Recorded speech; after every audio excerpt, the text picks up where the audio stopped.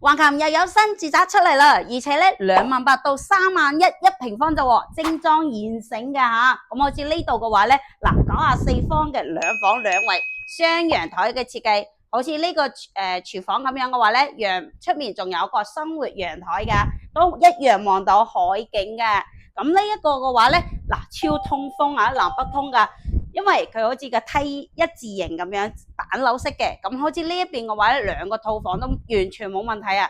咁呢度係一個房衛生間套位嘅，咁呢一邊同樣都係飛機廳嘅設計，一樣望到海景㗎。